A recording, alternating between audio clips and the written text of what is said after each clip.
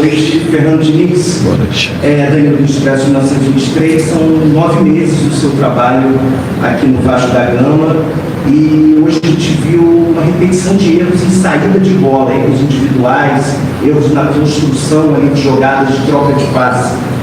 O que você acha que está acontecendo? Você acha que foram erros que a gente pode enumerar jogadores diferentes? Puma, Robert Renan, Luiz, Piton. Tem alguma coisa para alterar, tem alguma coisa para mexer, até porque não passa apenas por um erro individual, mas por um erro coletivo da defesa, vários jogadores errando ao mesmo tempo? Primeiramente, boa noite. Eu acho que tem, se você quiser focar nos erros, mas teve muito acerto. Se você pegar como o time jogava ano passado e como está sendo jogando agora, não é o mesmo time. A maioria das vezes que a gente saiu jogando, a gente saiu limpo. É um time que pressiona alto e a gente conseguiu sair. Então o time melhorou nesse quesito. Obviamente que aconteceram erros que não pode acontecer. Mas a gente não tem como abrir mão só porque errou. E tem alternativa o time. O time teve bola longa, a gente saiu com bastante bola longa ano passado, com bastante bola longa contra o Flamengo, saímos curto, o time está alternando. Agora, se você não quer errar nunca, então você não está jogando. Aí vai reclamar porque faz muita bola longa. Já estamos discutindo o resultado do jogo. Eu estou triste pelo resultado do jogo, mas o time não jogou mal. E o time jogou bem, uma das coisas, porque saiu jogando, na maioria das vezes, bem. Em que pese a gente tem errado na saída, como saiu contra o Maricá e como errou hoje.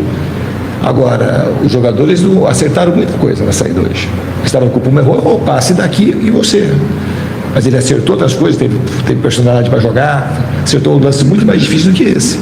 Agora, se a gente fizer contabilizando só o erro, o time vai ficar estacionado, e o time não vai ter coragem para fazer, não vai ter margem de melhora.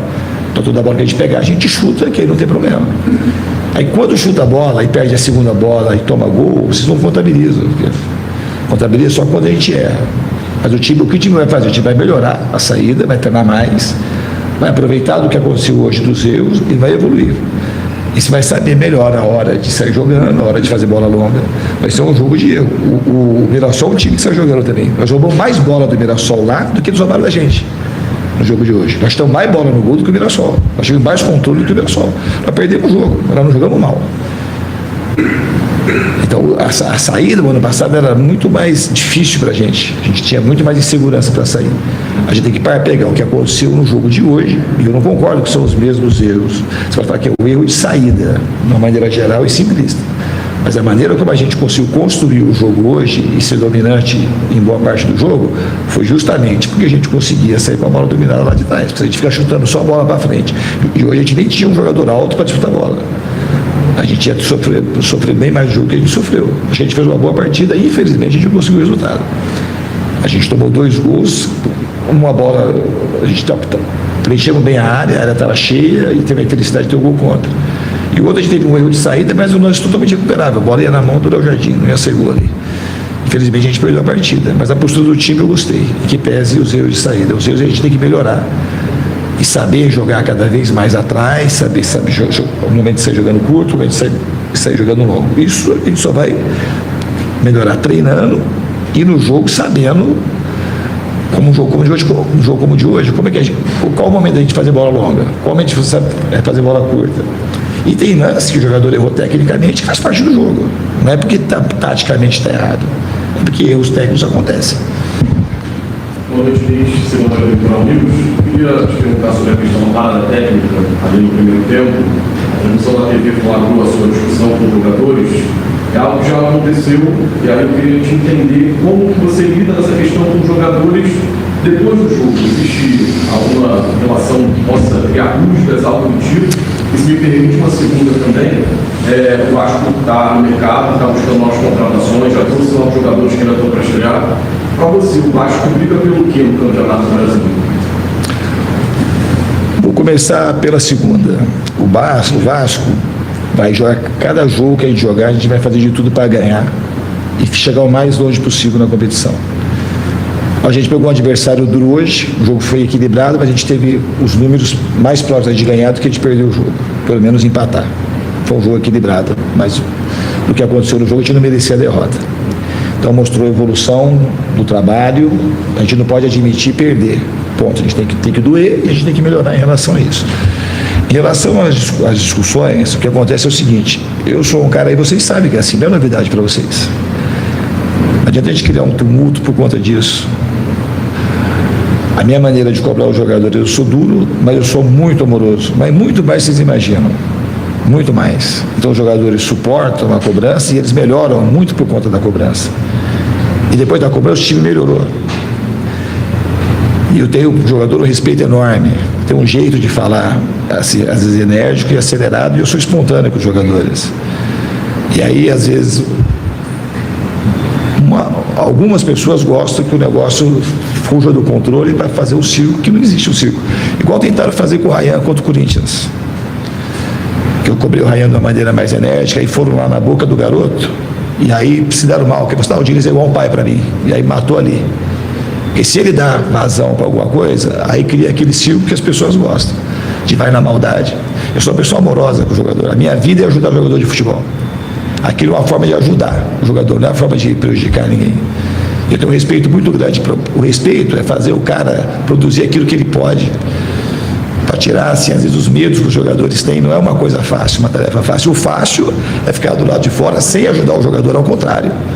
Maltratando, falando mal, expondo o jogador, falando mal o tempo todo, e depois numa hora dessa pegar esse, jogar, fazer um jogo, um interesse só de criar um clima desfavorável. Eu não tenho problema com isso. Eu sei quem eu sou, os jogadores sabem quem eu sou. O que eu faço é para o jogador produzir mais, o jogador conseguir ter uma vida boa. Não é nunca levantei a minha voz para prejudicar um jogador na minha vida, nunca. Nunca, não tenho maldade com isso, tenho vontade de ajudar os jogadores. Foi até bom você ter perguntado. E os jogadores aceitam isso. Aceitam porque sabem que eu faço e tento fazer para o bem deles. E eventualmente, se eu passar do ponto e errar, eu peço desculpa, porque eventualmente eu vou errar uma hora.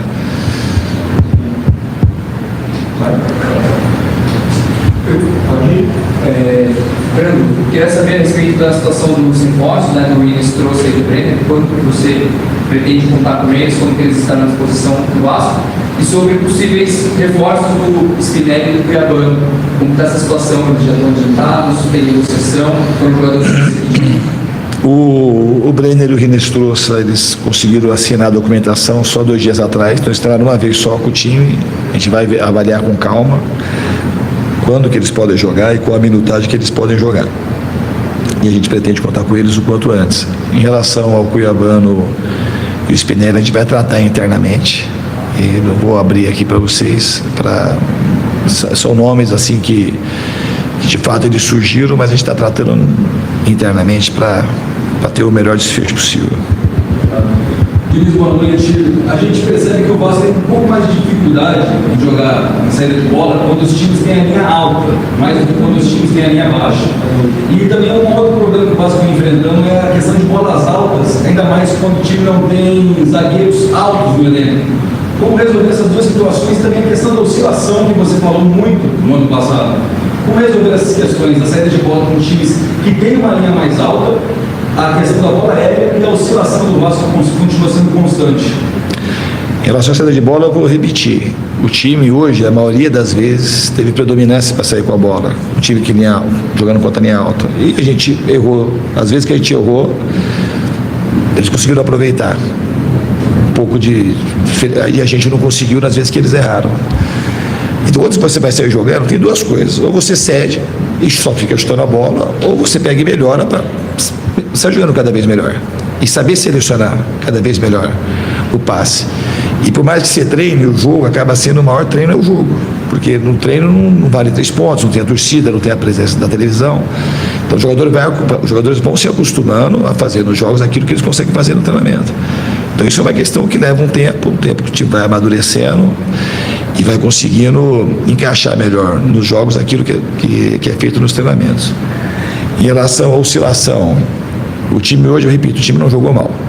O time perdeu o jogo. O resultado é uma coisa que a gente não controla. Contra o Flamengo, nós jogamos muito mal no primeiro tempo. Muito mal. Como a gente jogou os 4 jogos da Copa do Brasil, os jogos finais, ganhando ou perdendo, empatando, nós jogamos de uma maneira consistente. O time não perde ganhar a Copa do Brasil.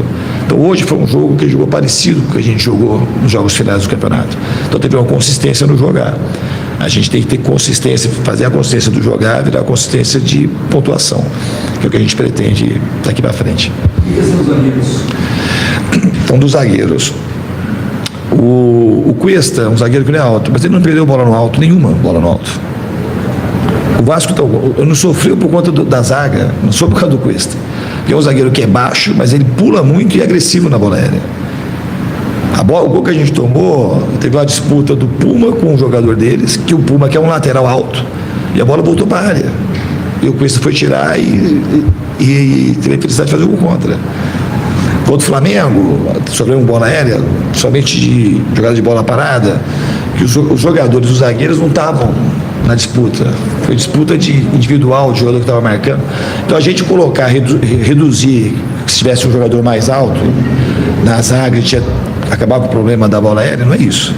O Saldívia também não é um jogador alto, mas é um jogador que quase toda a bola aérea ele leva vantagem, porque é um jogador agressivo. O Sérgio Ramos não era um zagueiro alto, mas como o Cacilhas não era um goleiro alto. Assim, então não é questão só de ter altura.